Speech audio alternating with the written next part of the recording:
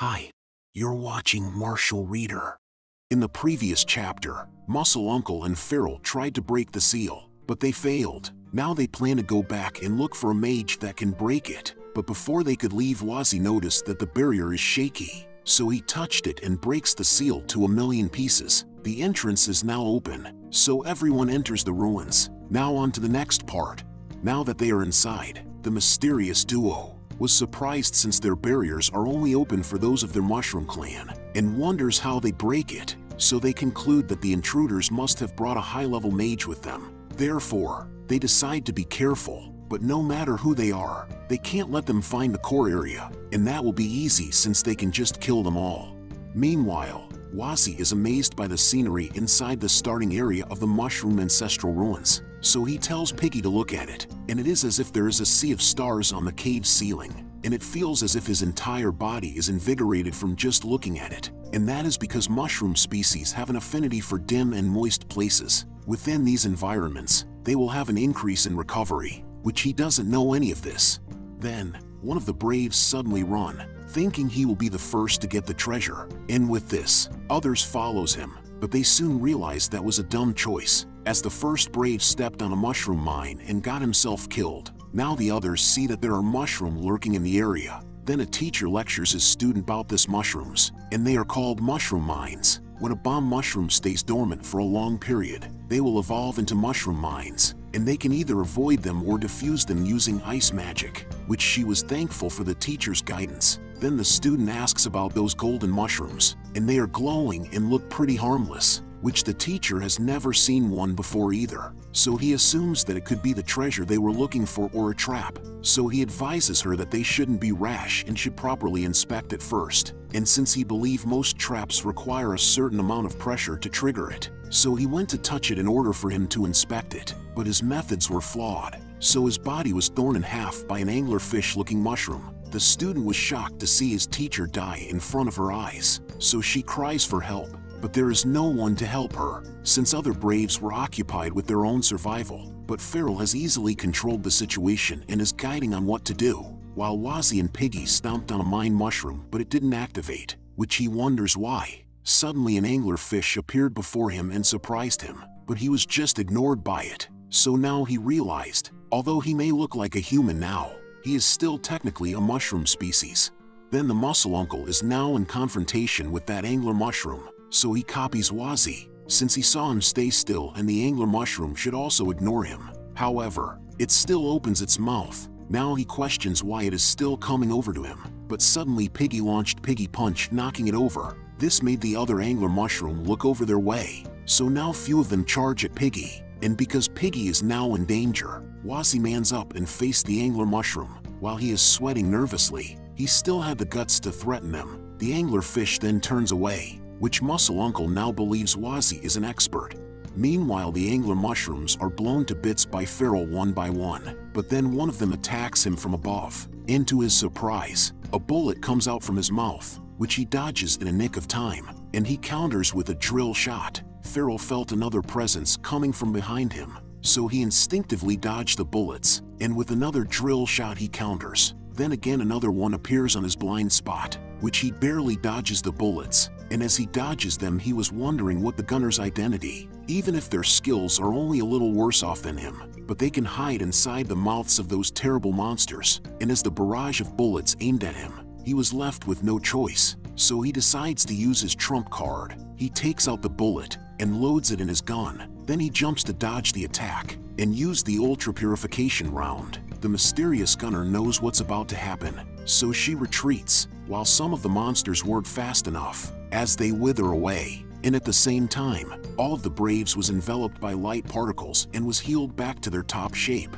Now the people realize how strong the gunslinger from Sacred Sanctum really is. Feral clarifies that it was a special bullet blessed by the Saintess. Not only do monsters burn when exposed to the holy light, but it can also heal injuries for humans. But even with Feral's miracle bullet, others felt hopeless as they lost their companions and experienced standing on death's door. They are now discouraged to continue, but suddenly Feral blasts his gun at the air, gaining their attention to him, and now he tries to convince them saying defeat is temporary and that he believes everyone who could survive up to this point is more capable enough. and as long as they persevere, there is nothing that can stop them, which made the people agitated and furious, as they explained that they are just here for the treasures, and defeating the criminal duo is his own goal, not theirs. Therefore Pharaoh mocks them for chasing after material things, and for having a weakling mentality, and the difference between them and the top fighters is dignity, which they don't have because they exchanged it with money, and for them to take back their dignity he asks them to come with him.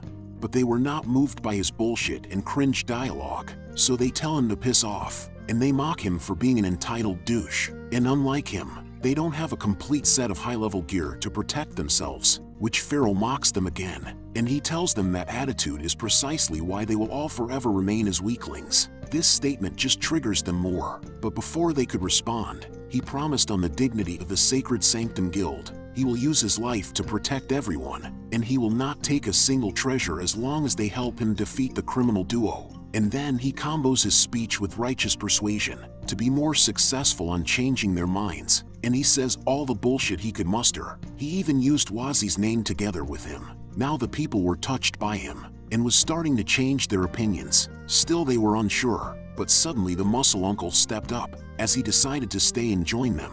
This made an effect as the others follows him and decided to stay too, and now they even changed their mind to vanquish the criminal duo, instead of finding the treasure first. While Wazi was amazed and thought that his uncle Pharaoh was so awesome, since he was able to bring out the righteousness in everyone's hearts. Then Pharaoh ended his speech with a quote from what the saintess said once: "Hope is precious, justice shall always prevail." After Pharaoh convinces the braves, everyone works together to avoid the traps, and with teamwork, they can easily kill the angler mushrooms, while Pharaoh has no trouble dealing with the monsters all on his own. After that, he notifies them that it is getting late, so he asks everyone to set up camp here for the night, and they will take turns to stand guard later. A few moments later, the camp was set up. Piggy was now cooking her food, and Wazi finally rested his cheeks, as he exclaimed that he didn't expect this to take such a long time, and was wondering how big this cave was and if they are lost.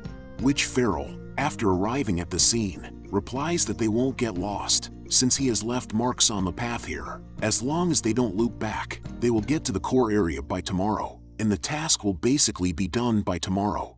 Then Wazi praised Pharaoh for being excellent earlier, to which he responds he is overestimating him, since everything that he has now was given to him by the Sacred Sanctum. He was once a petty criminal who did many evil deeds, at least, until he met the Lord Saintess.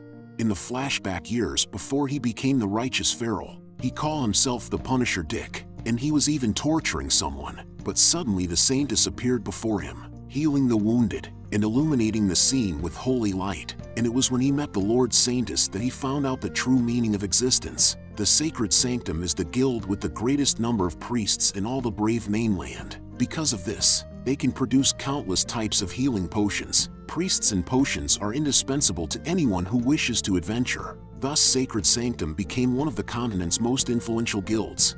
It's a shame that he is not a priest and can only serve as a mere fighter for the guild, but as long as he can serve the Saintess and continue to spread hope and justice through the continent, he is content.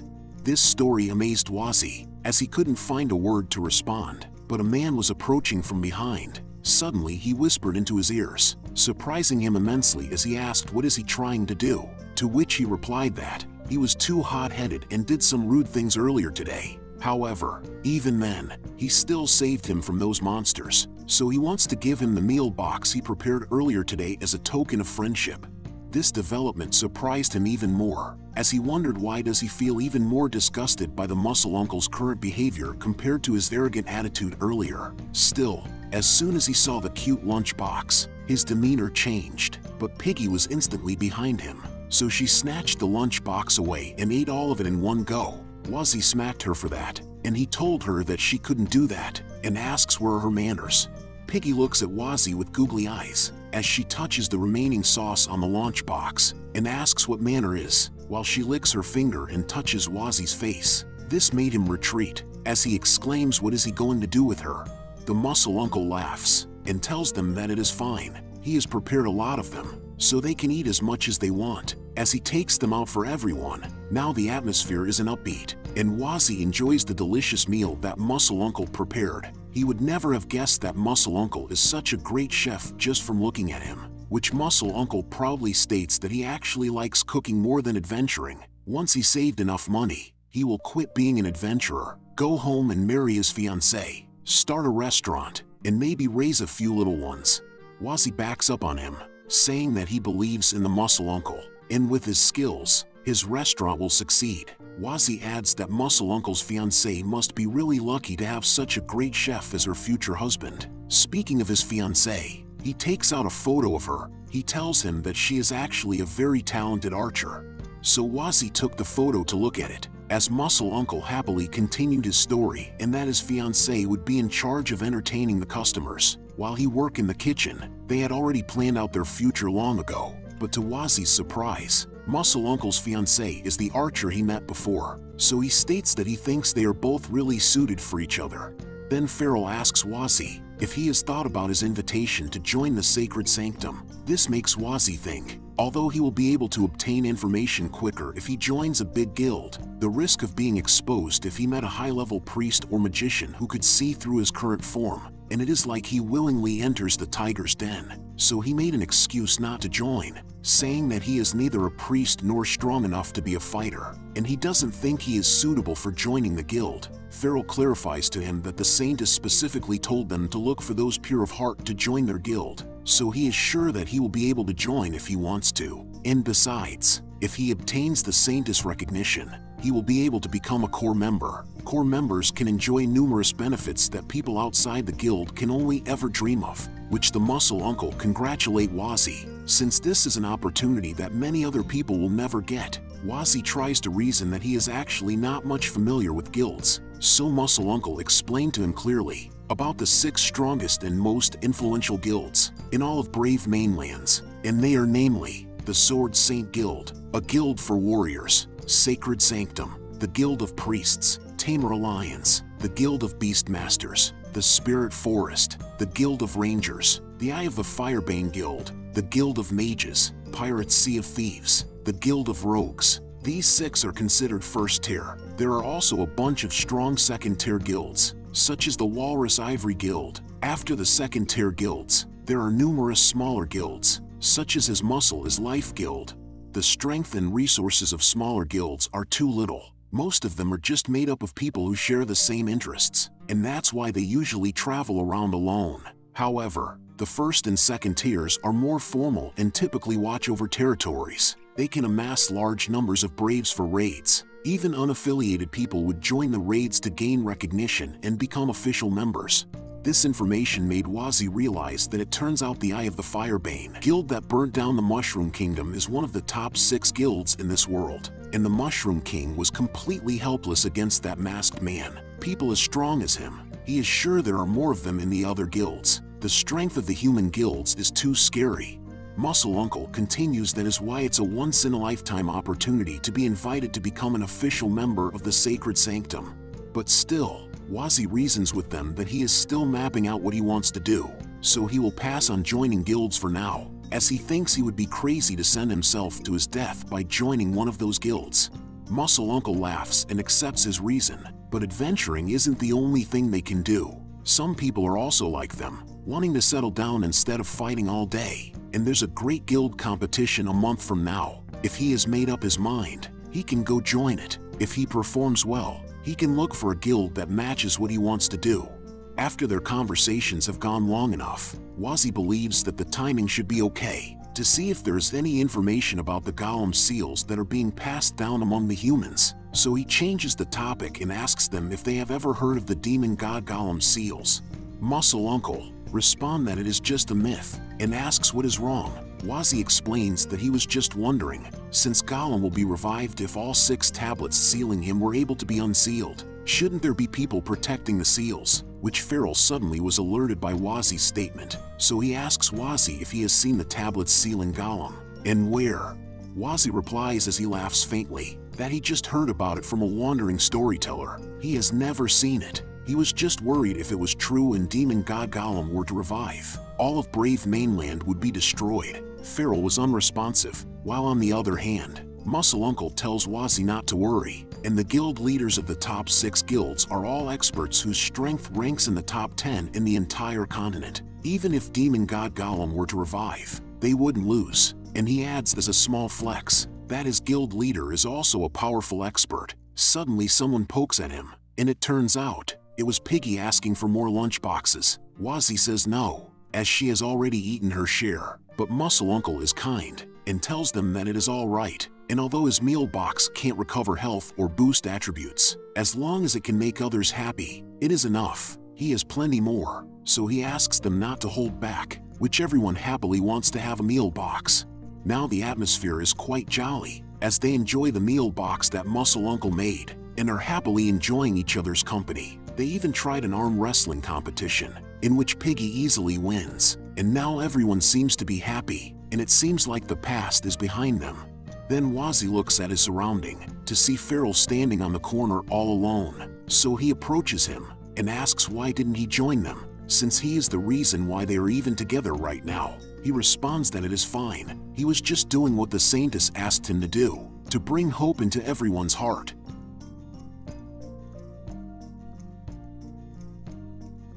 Hit that like button and thanks for watching.